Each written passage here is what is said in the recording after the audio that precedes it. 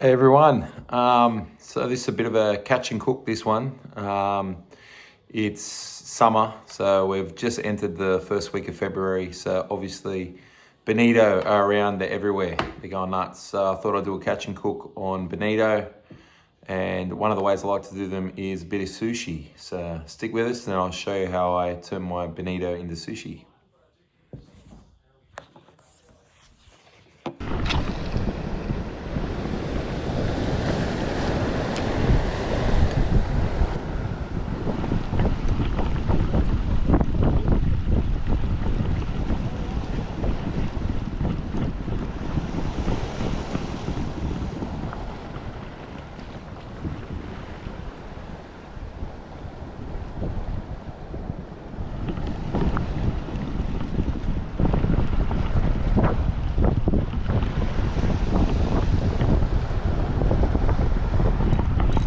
And we're on, finally. Still not huge. Better though. Yeah, it's better. I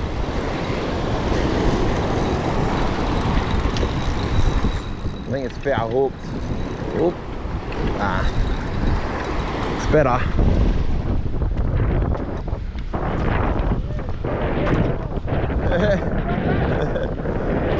Not too bad. Okay, it's quite good. Huh? Yeah, I went deep.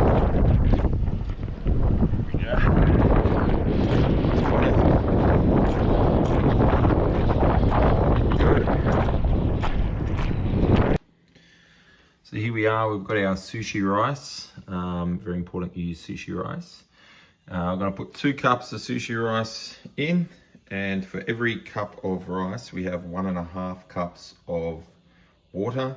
So 2 cups of sushi rice will mean 3 cups of water. Chuck it in and we'll turn it on.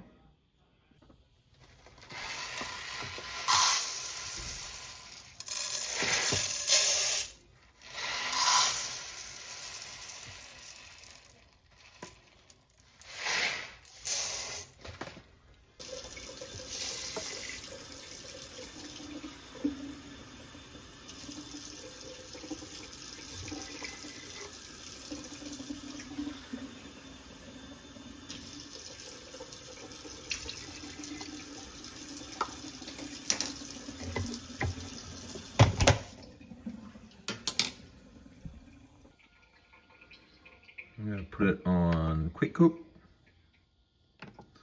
Start. Okay, first is first, we need to fillet our fish. So here we are, we have our Bonito. We're going to fillet it and then we're going to skin it and we'll cut the pieces ready for the sashimi. So with Bonito, I like to first do a cut from here down underneath this fin, diagonally, and then I start from the tail and I come up along the backbone to remove the fillet. So we'll do that now. Come under here, cut all the way to the bone at the top, and then in under that fin there. So you can see that's the first cut. And then I like to start from the tail. I go down till I feel the bone, and then I turn it flat and I just follow that bone all the way up until I intersect that first cut that I did. Obviously being careful because I am currently cutting towards myself. I'm gonna keep going. You can hear I'm going through the rib bones now. You can hear them breaking. There we go. So there's a fillet, beautiful fillet of Bonito. And with this fillet now, all that's left is to skin it. And we have some rib bones and pin bones. You can see the pin bones down the middle here. And then the rib bones in here going down to the belly. But before I do that, I'll flip it over and I'll do the other fillet.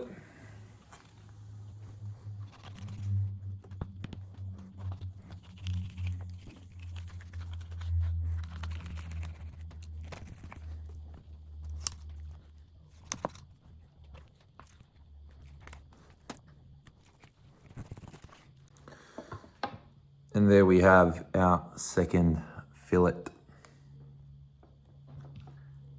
Now with this, you could use this to make fish stock. You could use this for burley. You could use this for crab pots, make some great bait. I currently don't have any need for it, so unfortunately, actually no, I will. I'll keep this. I'll use this as burley for my next time that I'll go out. Okay, now we've got our two fillets. Our next step is to take the skin, well, what I like to do is take the skin off now. So we're gonna start in from where the tail was, the end. Come in here, try and keep as close as we can to that skin. This is one thing that I'm probably not the best at. You see some guys do it and maybe their knives are sharper than mine. But anyway, I'm gonna remove the skin now, trying to stay as close as I can to that skin. And then we'll get on to the deboning. So, start in here, I go down, and then I come across.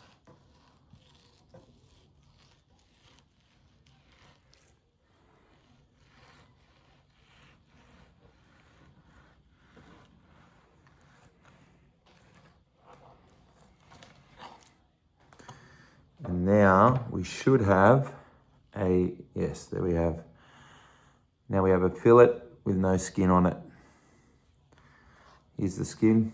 You can see a little bit of waste there. Little bit of waste, but not bad.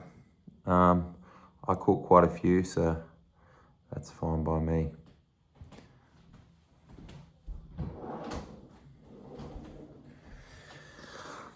Okay, the next thing I'm going to do now is cut out on a diagonal here.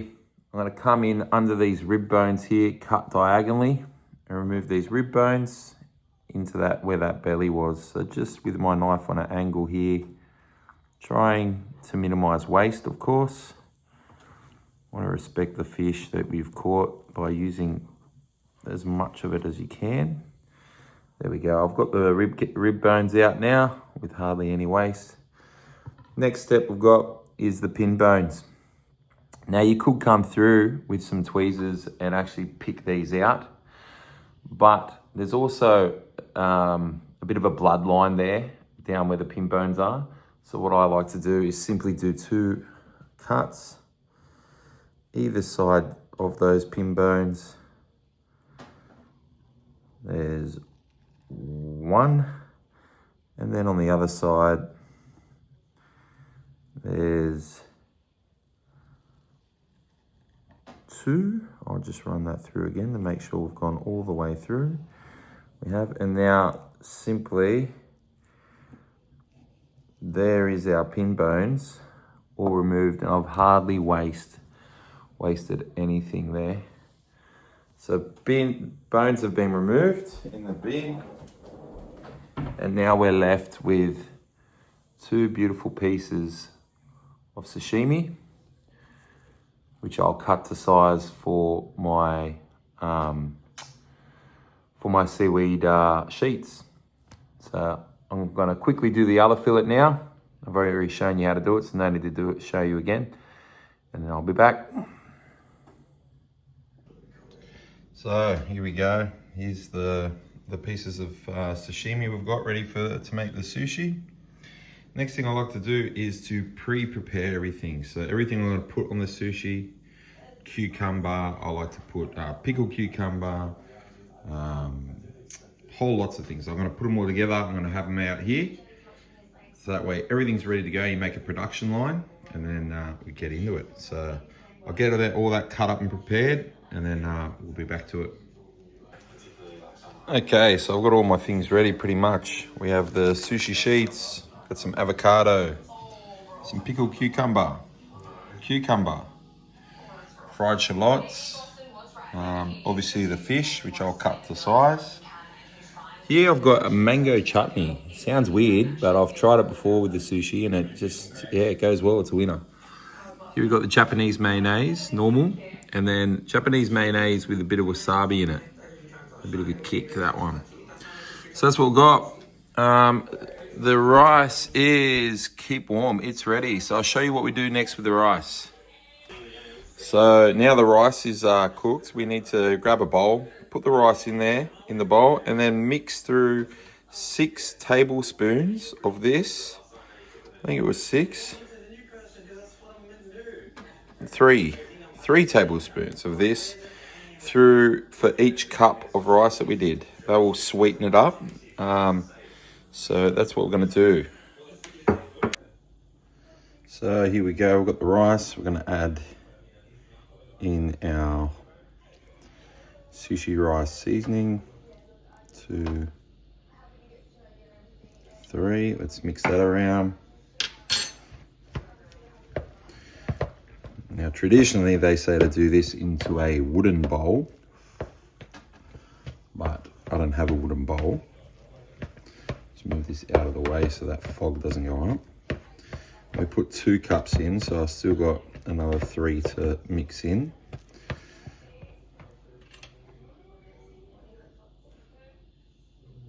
One. Oh no. 2. Lucky I got another bottle. 3. Now I do like mine a little bit sweeter than usual, so I will go an extra one. Mix all that in. Now you just let this stand. It needs to cool down a little bit before you start doing your sushi. And then we've got everything prepared. We're good to go.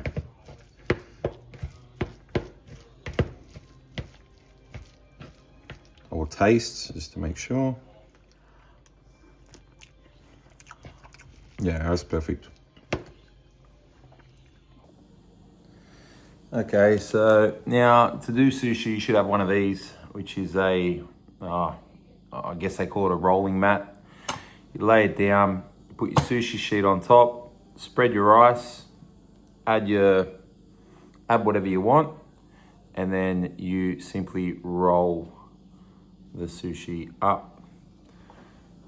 So when you're putting your sushi sheet in, your seaweed sheet in, I'll get one out carefully and I'll show you.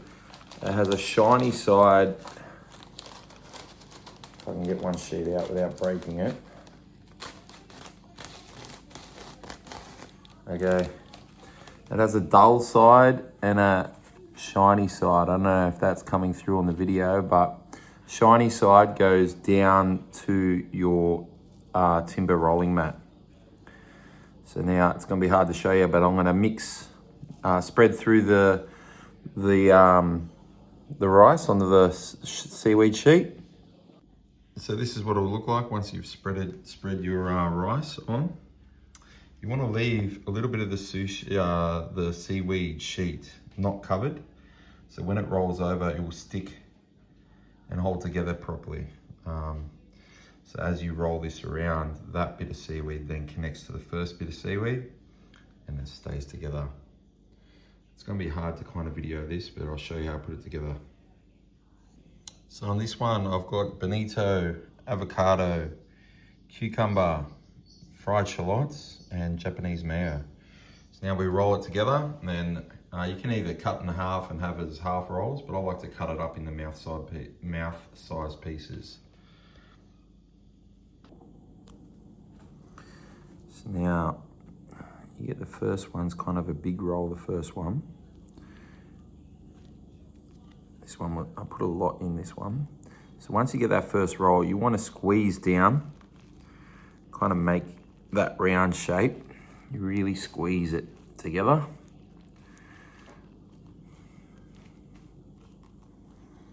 Then I'll peel this back. I like to shift it back up the bamboo sheet. And then you can see what I was talking about now. As I roll this, that seaweed that I left exposed is gonna end up being rolled on top of the seaweed that's already been rolled, and it will stick. So we'll finish this now. From there, I roll. That's it. And then I'll do another squeeze. Just squeezing it together. Boomba. And there you have it. And there you have your sushi roll. Now you could cut it in half and serve it as a sushi roll like that, but I like to cut it into pieces and then put it out on a platter. The thing when you cut it is you want your knife to be sharp and to be wet. When it's wet, the rice won't stick to it and you cut through a lot better. So now I've got my sharp knife. First I'll cut this in half. And there you have it. There's your sushi roll. As I said, I like to cut it into pieces like that and then put it on a platter. How good's that? So then you just repeat that process over and over again with the different flavor combinations, whatever you like. As I said, sometimes I like to use the mango chutney in it. Sometimes we use the mayo that's got the wasabi in it. Whatever you fancy, repeat that. And Bonito sashimi. I'm gonna fast forward now and show you how it looks at the end.